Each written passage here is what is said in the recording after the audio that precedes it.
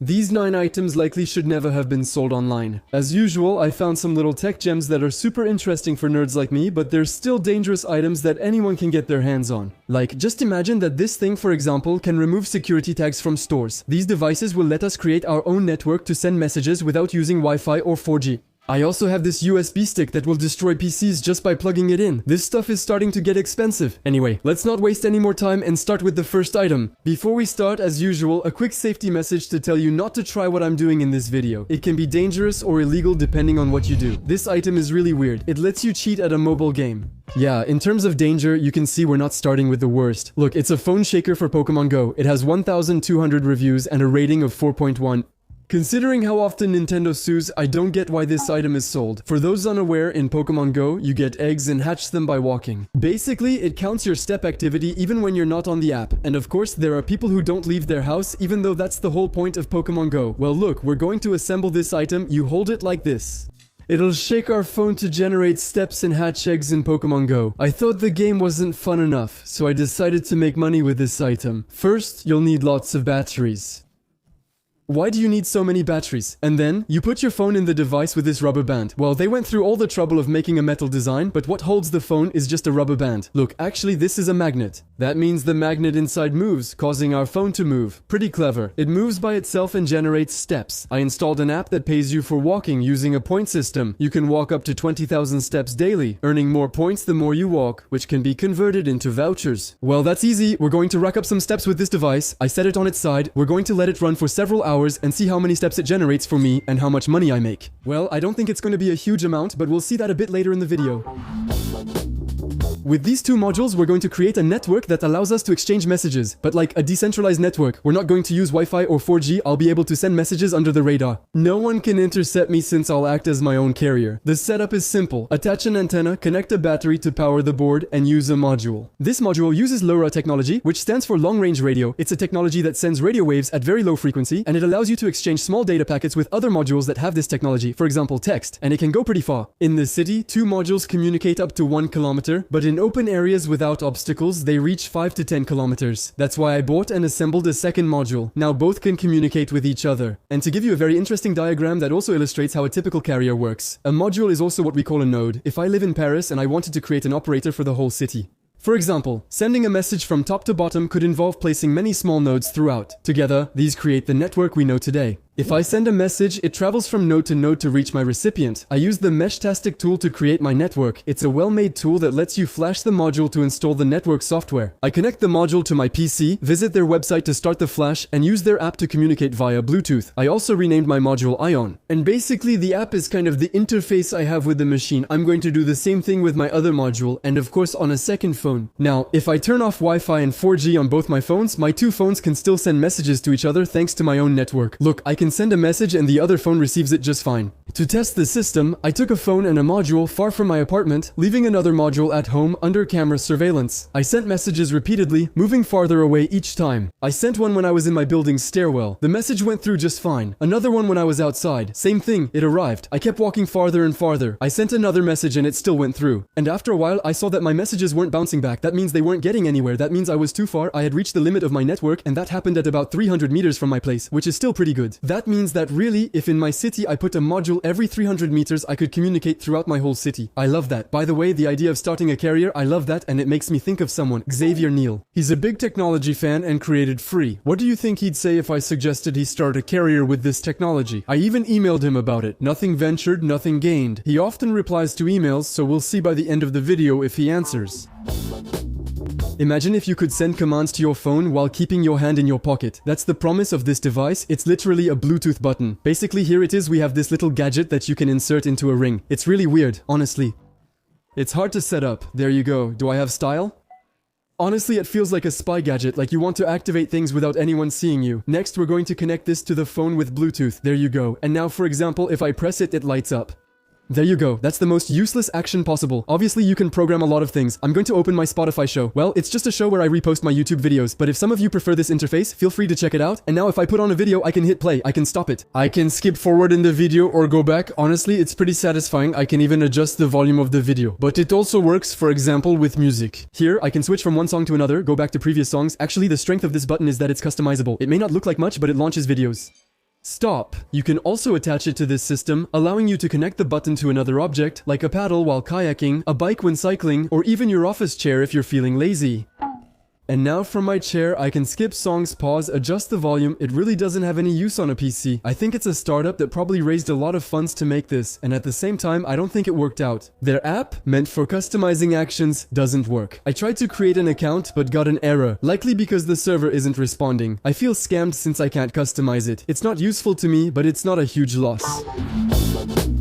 This USB stick can destroy a PC instantly, just by plugging it in. It's called a killer USB. I bought it in a previous video but didn't test it because I didn't want to lose a PC. I have no real excuse. Still, I'm frustrated and curious to see what happens. Will there be a spark? Well, we have to test it. On a cheap PC, a Raspberry Pi. It's literally a miniaturized PC. This one cost 50 euros, but it's still a PC. I can plug it in and it shows up on my screen. There you go. Right now we can see that it's working fine, at least for now. And now, what happens if I plug this in? On the back of the Raspberry Pi, there are several USB ports. For the satisfying part, we'll even remove the cover to see the inside of the circuit. Is there gonna be, I don't know, smoke, a spark, something like that? Look, there aren't a lot of options here. Actually, I'm afraid there might be a spark that hits my skin or that I might get shocked. I don't know, it freaks me out a lot. We're going to plug it in and I'll explain to you right after how it works. 3, 2, 1...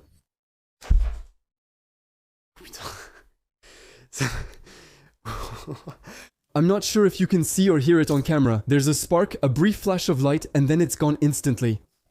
Actually, it does something to me. For context, it's a Raspberry Pi I got when I was in middle school. And well, it's dead. Now really, there's nothing we can do with it anymore. It kind of really smells like electronics. Well, it doesn't have a smell, but actually, visually, there are no signs of damage. But still, the circuit burned. Actually, what happened is that by plugging the USB stick into a small USB port like this, the PC gave it 5 volts of power. The stick stored this energy in capacitors inside. It then used a converter to raise the voltage to 200 volts, which was suddenly discharged into the circuit. The motherboard isn't designed for this voltage and was completely destroyed. If it doesn't burn out the first time, the USB stick repeats this process every second, 200 volts each time until it dies. It's violent, which is why it's called a physical attack. No virus or software can stop this attack because it happens physically and burns the motherboard. That's another reason to be careful about what you plug into your PC. Remember our money generator? Let's see what happens. Okay, so we've reached the 10,000 steps milestone. 10,000 steps gives us 10 coins, and 10 coins is about 7 euro cents. Technically, that's not bad. I didn't do anything. But I think I spent more on electricity with the batteries than the money it actually brings me in the end. So let's just say it's fun. This object isn't a power bank. The point is, it's a fake power bank. Well, it's a dangerous object, it's not really illegal unless maybe you have things to hide. Well, that's the purpose of this object. Basically, look, there are actual USB ports, a system where you can see the battery level. But I can open the case, like this. There you go, and you get a compartment. So, it's well made, there's really an electronic system and everything. I'm really curious to know if the battery actually works. We'll check that in a moment. The idea is that if you ever have like a super secret USB drive, money, jewelry, you can hide them inside this case. That way, if you get robbed at home or on the street, the thief might think it's not valuable. Honestly, I wouldn't recommend using it for that. I think it's kind of crap. You can feel that it's light. I don't know.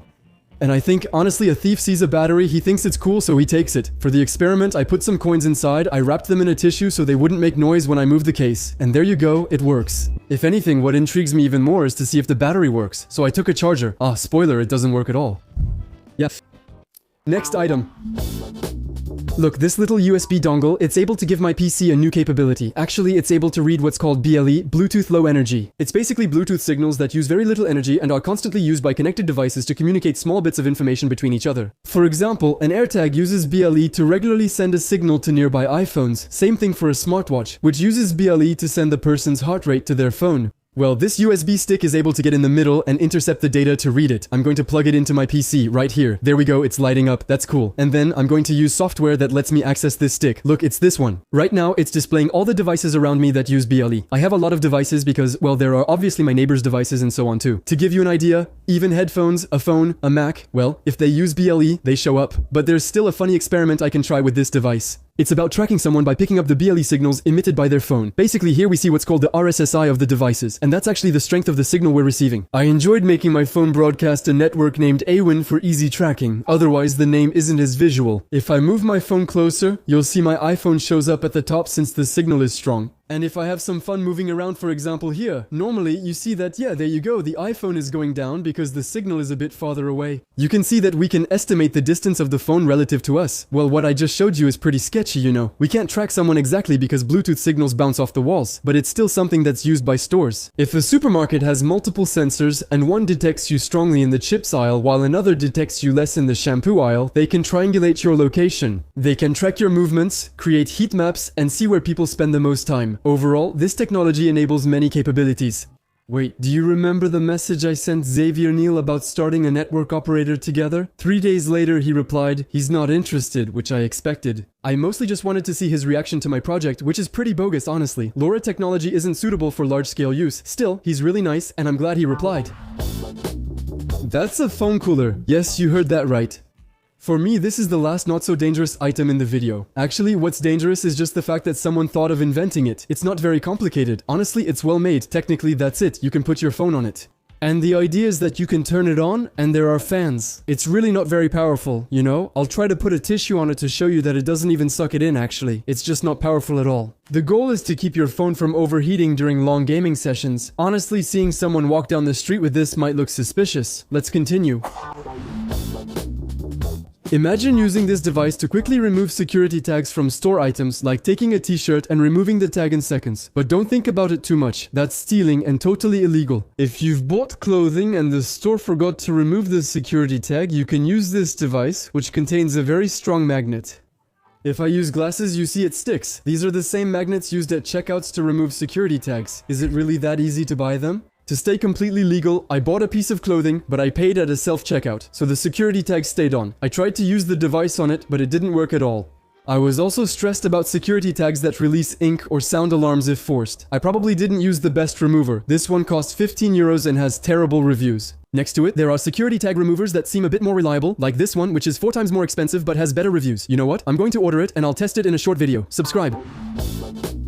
Imagine if someone comes to your house, like a friend for example, and they have fun grabbing your garage remote or your remote control for your lights to duplicate them with this device. It's basically a badge duplicator, let's say. The idea behind this device is that it's able to capture a signal sent by a remote control, record it, and then retransmit it. Let's do an example with this remote, which is used to control a lamp. Basically, this remote uses radio waves to control a lamp remotely. Well, I just have to hold down this button, press the second button twice, and keep it pressed as well. I wait until it starts blinking. Now, I just use my other remote nearby, press where I want to record the signal, like here. It records, and there you go, it turned off. If I press this button, it sends the same signal, letting me control my lamp. With 4 positions, I could have used this for the garage, lamp, or shutters. Be careful, like the Flipper Zero, this won't work on remotes with security. Most lamp remotes lack strong security, so you can record their unique code. But with a newer garage door opener, well obviously there are more systems in there, they have codes that change all the time, so it's impossible to copy it. That was A1 bye.